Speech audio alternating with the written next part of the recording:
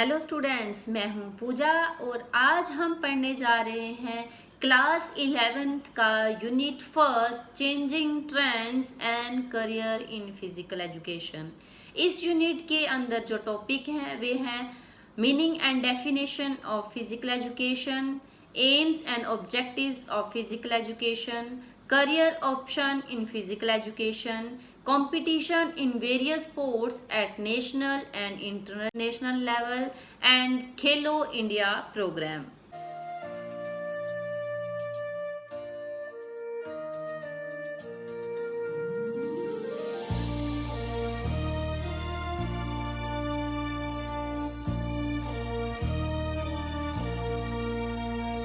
Students, चलिए शुरू करते हैं इस यूनिट का first topic meaning and definition of physical education.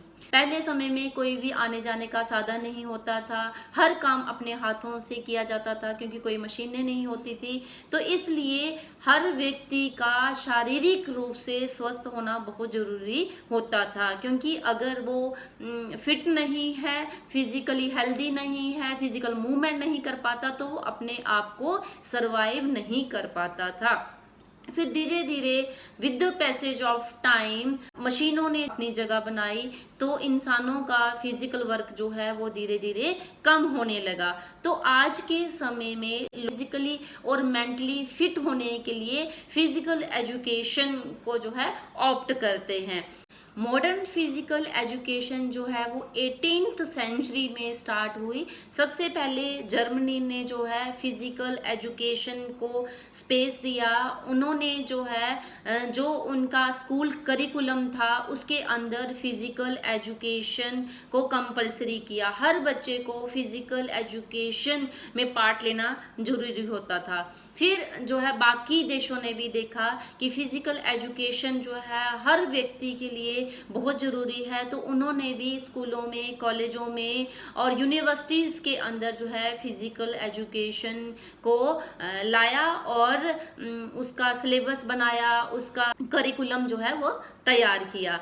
बहुत सारे फिलोसफर हैं, जैसे अरिस्टो है, प्लेटो है, सोक्रेट्स है। उनका भी ये ओपिनियन है कि फिजिकल एजुकेशन जो है हर पर्सन के लिए बहुत ही इम्पॉर्टेंट है। अगर हम स्वस्थ रहना चाहते हैं, अगर हम फिजिकली और मेंटली फिट रहना चाहते हैं, तो फिजिकल एजुकेशन में पार्टिसिपेट करना या फिजिकल एक्टिविटीज़ में पार्टिसिपेट करना बहुत ही इम्पॉर्टेंट है। Now meaning of physical education. Physical education दो वर्ड से बना हुआ है, फिजिकल एंड एजुकेशन। फिजिकल का मतलब होता है बॉडी और एजुकेशन का मतलब होता है modification of behaviour. So physical education means education through the medium of physical activities. Physical activities के द्वारा अपने शरीर को स्वस्थ रखना शारीरिक शिक्षा कहलाता है। सारे लोगों ने अलग अलग डिफाइन किया है फिजिकल एजुकेशन को। चार्ल्स बूचर ने एक फिजिकल एजुकेशन की डेफिनेशन दी है जो कि बहुत इंपॉर्टेंट है कि physical education is an integral part of total education process and has its aim to develop physically, mentally, socially and emotionally fit citizen through the medium of physical activities। जिसका मतलब है कि जो फिजिकल एजुकेशन है वो पूरी जो total education है उसका एक हिस्सा है, जिसका उद्देश्य किसी भी नागरिक की शारीरिक, मानसिक, भावनात्मक विकास करना है। किसके द्वारा? शारीरिक गतिविधियों के द्वारा। डेल्बर्ट ओवरट्यूफर की बहुत इंपॉर्टेंट डेफिनेशन है कि physical education is the sum of those experience which come to the individual through movements.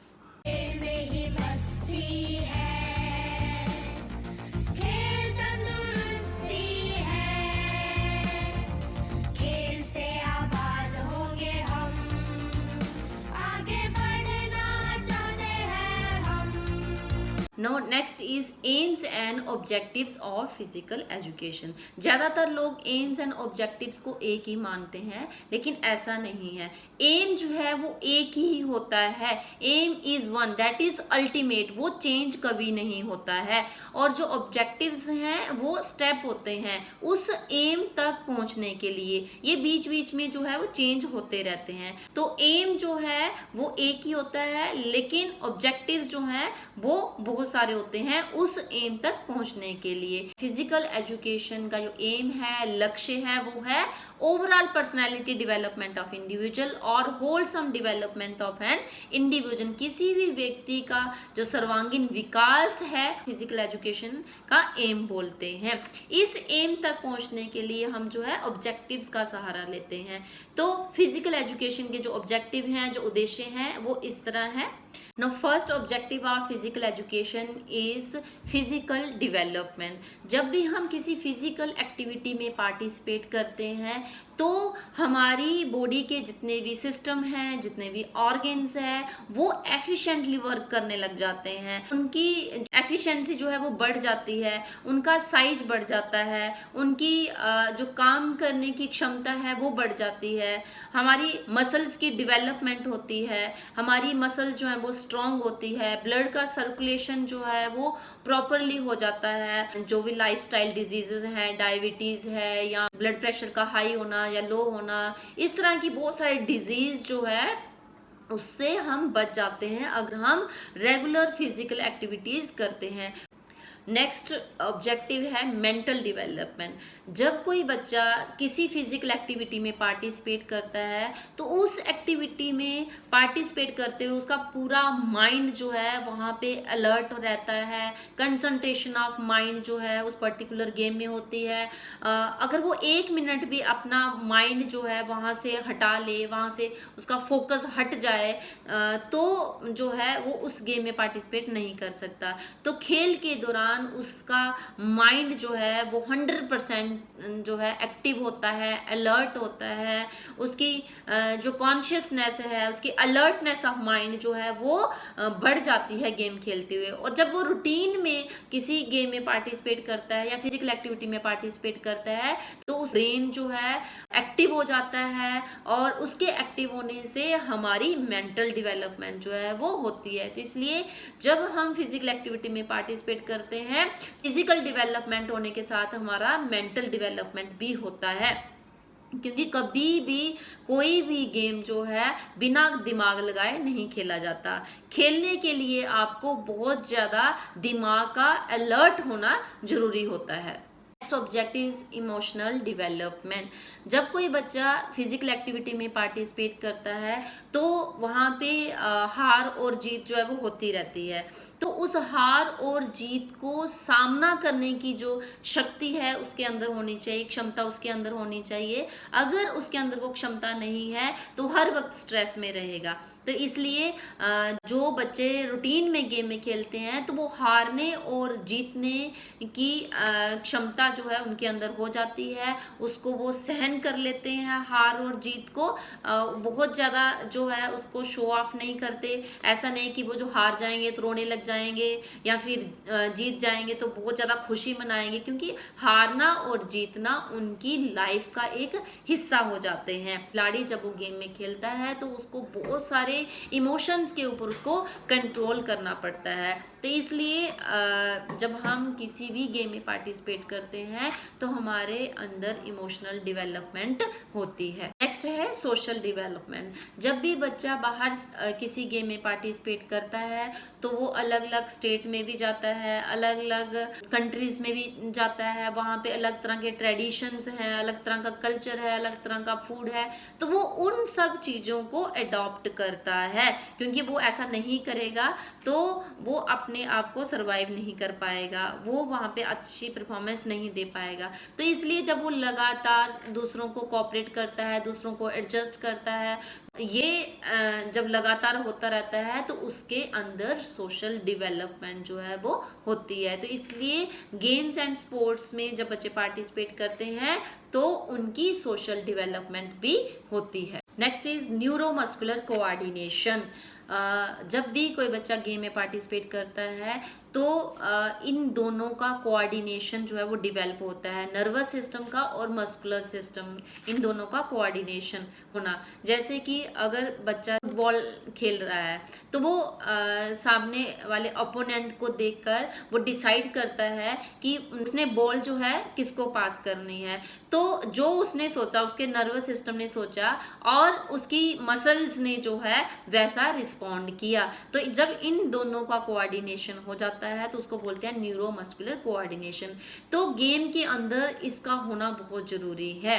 जैसे कि जो वो सोचता है, जो माइंड में उसके आता है, जो डिसीजन वो लेता है और बॉडी उसके अकॉर्डिंग जो है वो रिएक्ट करती है, उसको बोलते हैं न्यूरोमस्कुलर कोऑर्डिनेशन। तो जो बच्चे लगातार गेम में पार्टिसिपेट करते हैं उनका न्यूरोमस्कुलर कोऑर्डिनेशन जो है वो डेवलप होता है। Next point is development of health. जो बच्चे रेगुलर खेलते हैं, फिजिकल एक्टिविटी में पार्टिसिपेट करते हैं तो वो हेल्दी रहते हैं, वो बीमार नहीं पड़ते, उनका शरीर जो है वो ज़्यादा फिट रहता है। इसलिए जो बच्चे गेम्स एंड स्पोर्ट में पार्टिसिपेट करते हैं तो वो हेल्दी होते हैं।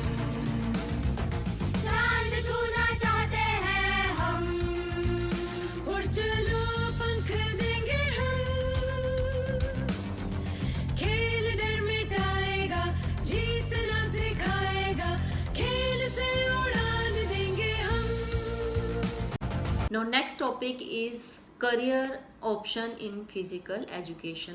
इस टॉपिक के अंदर हम पढ़ेंगे कि फिजिकल एजुकेशन में स्टूडेंट्स जो है कौन कौन से करियर जो है ऑप्ट कर सकते हैं। तो मेनली फिजिकल एजुकेशन के अंदर दो तरह के करियर ऑप्शन होते हैं। एक है traditional career in physical education जिसके अंदर टीचिंग और कोचिंग इन फिजिकल एजुकेशन आता है, और दूसरा है emerging career in physical education जिसके अंदर हेल्थ रिलेटेड करियर आते हैं, एडमिनिस्ट्रेशन रिलेटेड करियर आते हैं, स्पोर्ट्स परफॉर्मेंस रिलेटेड करियर आते हैं, मीडिया रिलेटेड करियर आते हैं। Now first is teaching career in physical education.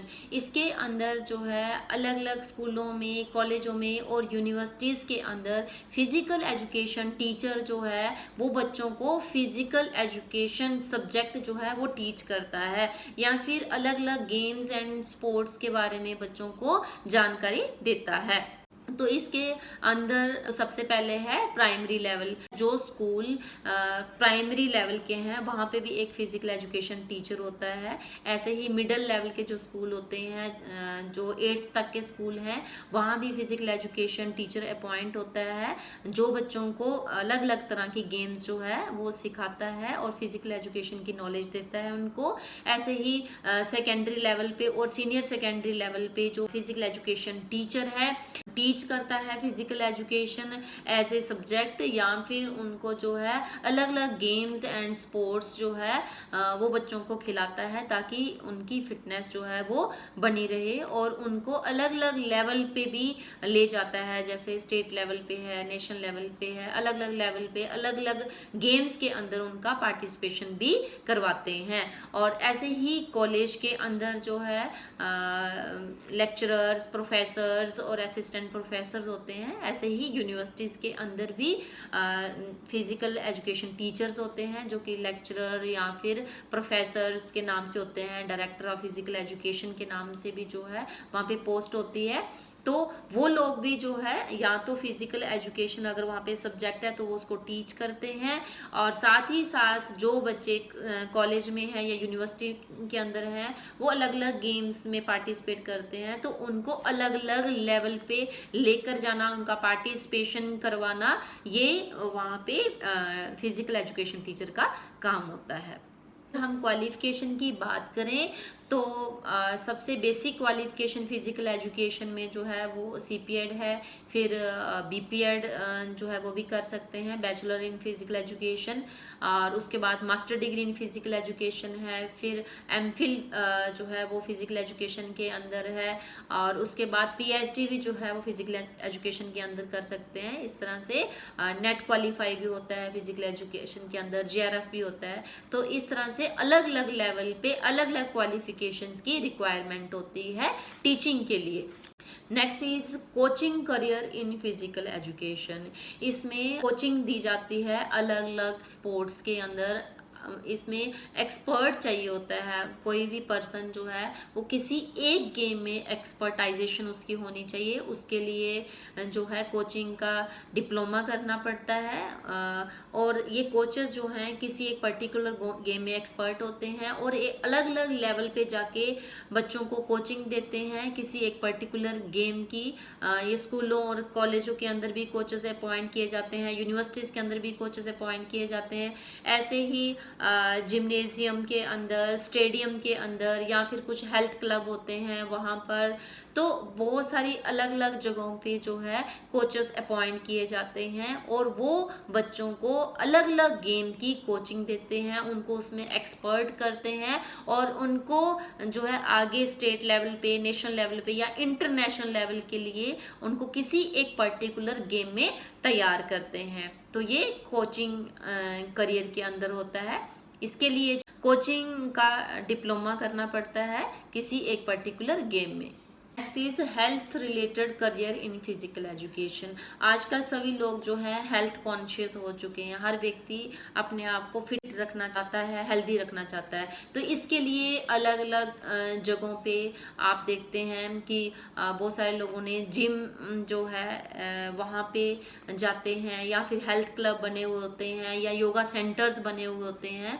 तो जो लोग दूसरों को हेल्दी रखने के लिए अलग अलग तरह की फिजिकल एक्टिविटीज़ करवाते हैं, चाहे वो योगा सेंटर्स के अंदर हो, जिम्नेजियम के अंदर हो, या फिर जिम के अंदर हो, या फिर पार्कों के अंदर भी जो है बहुत तरह की फिजिकल एक्टिविटीज़ करवाई जाती हैं जिसके द्वारा लोगों को फिट रखा जाता है। तो ये भी एक करियर है। इसके लिए जो है आप योगा में या हेल्थ रिलेटेड जो है आप डिप्लोमा कर सकते हैं, जिसके द्वारा आप लोगों को नॉलेज दें, लोगों को सिखाएं कि वो कैसे हेल्दी रह सकते हैं। Next is administration related career. Sports person जब अलग अलग लेवल पे खेलने जाते हैं, स्टेट लेवल पे, डिस्ट्रिक्ट लेवल पे या नेशनल लेवल पे, उन स्पोर्ट्स को ऑर्गेनाइज करवाना, उन स्पोर्ट्स को एडमिनिस्ट्रेट करवाना जो है वो किन लोगों का काम होता है, जो एडमिनिस्ट्रेशन करियर के अंदर आते हैं। जैसे डिस्ट्रिक्ट स्पोर्ट्स ऑफिसर होते हैं, असिस्टेंट एजुकेशन ऑफिसर होते हैं। तो ये लोग क्या करते हैं, जो भी बच्चे हैं उनका अलग अलग लेवल पे कंपटीशन करवाते हैं और उनको मोटिवेट करते हैं गेम्स एंड स्पोर्ट्स के अंदर, उनका पार्टिसिपेशन करवाते हैं और उनको फिर नेक्स्ट लेवल पे उनका सिलेक्शन करते हैं। Next is performance related career. इसके अंदर जो खिलाड़ी है अपनी परफॉर्मेंस के द्वारा जो है अपना करियर बनाता है। जैसे जो खिलाड़ी इंटरनेशनल लेवल पे वर्ल्ड चैंपियनशिप में, एशियन गेम्स में, ओलंपिक गेम्स में या कॉमनवेल्थ गेम्स में पार्टिसिपेट करते हैं, उसकी तैयारी करते हैं, तो वो अपना करियर जो है एज ए प्लेयर बनाते हैं। वो एज ए प्लेयर इतना पैसा कमाते हैं कि उनको और कोई काम करने की ज़रूरत नहीं पड़ती है। तो वो है एज ए प्लेयर। और दूसरा इसके अंदर आता है एज अ ऑफिशियल्स। तो जो खिलाड़ी होते हैं वो पूरी उम्र तो खेल नहीं सकते, तो इसलिए 8-10 साल के बाद जब वो रिटायरमेंट ले लेते हैं तो फिर वो ऑफिशिएटिंग के अंदर आ जाते हैं। जैसे आपने देखा होगा कि सचिन है, तो पहले वो अच्छा खिलाड़ी था तो खेलता था, फिर उसने रिटायरमेंट ली तो वो ऑफिशिएटिंग के अंदर आ जाते हैं कि उसके बाद जो खिलाड़ी खेलते हैं उनको ट्रेनिंग देना, उनके लिए प्रोग्राम ऑर्गेनाइज करवाना, उनके लिए अलग अलग कंपटीशन ऑर्गेनाइज करवाना, या फिर उनके लिए रेफरीशिप करना, उनके लिए ऑफिशिएटिंग करना, ये सारे जो है ऑफिशियल्स करियर के अंदर आते। Now next career is career in communication media. Communication media के अंदर जो है एक इलेक्ट्रॉनिक मीडिया आता है और एक प्रिंट मीडिया आता है। इसके अंदर मीडिया के द्वारा लोगों को गेम्स की जो है वो जानकारी दी जाती है। तो इसके अंदर सबसे पहला है sports journalism.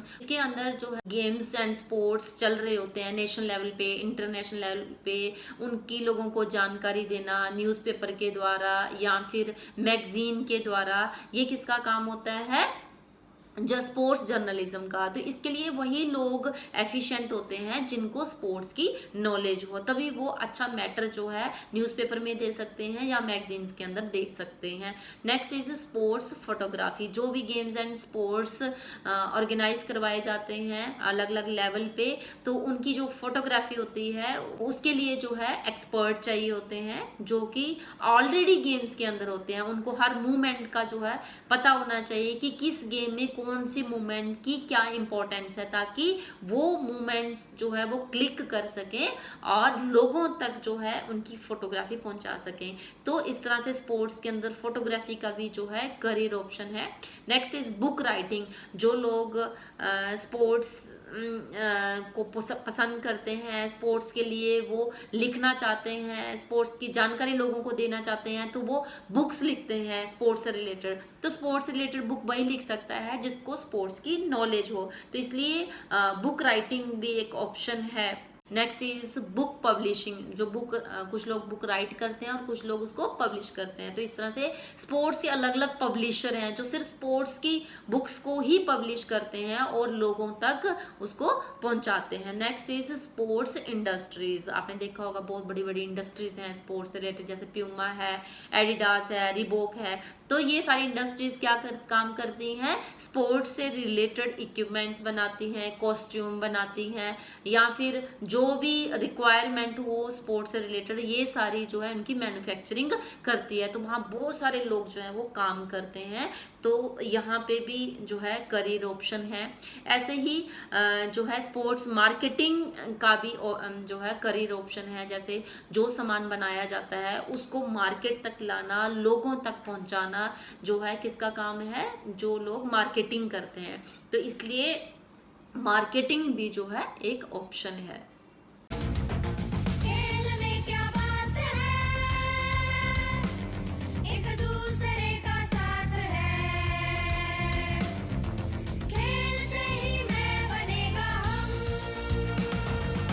Now next topic is competition in various sports at national and international level.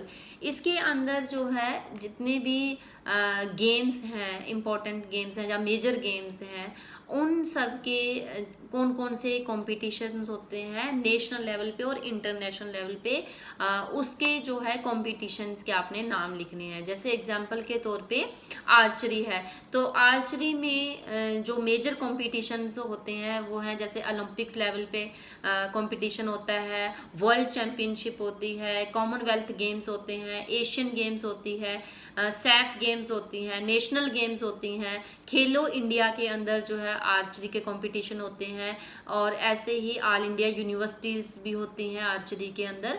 तो आपने मेन जो है कॉम्पिटिशन्स जो है वो हर एक गेम के अंदर जो है वो लर्न करने हैं।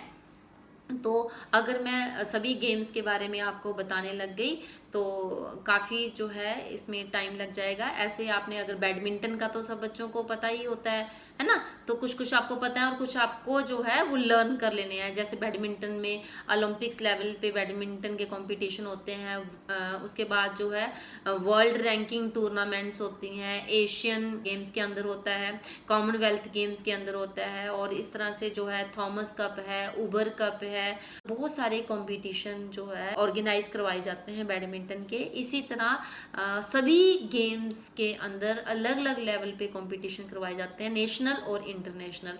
तो उसको आप जो है अच्छे से लर्न करें। डिस्क्रिप्शन बॉक्स में लिंक पर जाकर इन नोट्स को अच्छे से पढ़ें।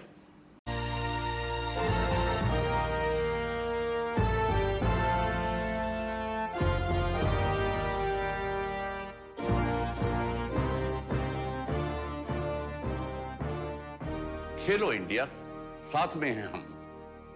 No next topic is Khelo India program. Games and sports का बहुत इम्पोर्टेंट रोल है हम सबकी लाइफ के अंदर। अगर हम फिट रहना चाहते हैं, हेल्दी रहना चाहते हैं, तो गेम्स एंड स्पोर्ट्स जो है इसके लिए बहुत ज़रूरी है।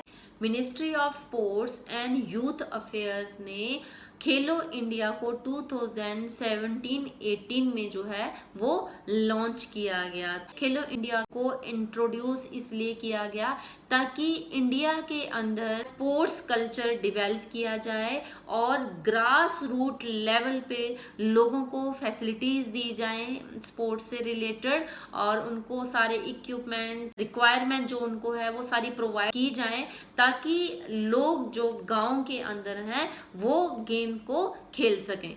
पहली बार खेलो इंडिया स्कूल गेम 31 जनवरी से 8 फरवरी 2018 में ऑर्गेनाइज करवाई गई न्यू दिल्ली के अंदर, जिसमें अंडर 17 स्कूल्स के प्लेयर्स हैं उन्होंने पार्टिसिपेट किया और इसमें 16 डिसिप्लिन में 16 गेम्स के अंदर बच्चों ने पार्टिसिपेट किया। हमारे प्राइम मिनिस्टर नरेंद्र मोदी जी उन्होंने इसका इनॉग्रेशन किया था फर्स्ट खेलो इंडिया स्कूल गेम्स का, जो कि 31 से लेकर 8 फरवरी 2018 में ऑर्गेनाइज किए गए थे। Aim of the Khelo India programs to make popular the rural indigenous and tribal sports, जो भी हमारे गांव के अंदर खेलें खेली जाती हैं उन खेलों को प्रमोट करना जो है इसका एम है। And the objective of Khelo India program to encourage promote and popularize the indigenous sports and games of the India. जो भी इंडिया की गेम्स एंड स्पोर्ट्स हैं जो गांव के अंदर खेली जाती हैं उनको प्रमोट करना, उनको एनकरेज करना और उनको पॉपुलर करना इसका ऑब्जेक्टिव है। खेलो इंडिया प्रोग्राम हर साल ऑर्गेनाइज करवाया जाता है, इसका कंपटीशन हर साल करवाए जाते हैं जो कि जनवरी और फरवरी महीने के बीच में होते हैं।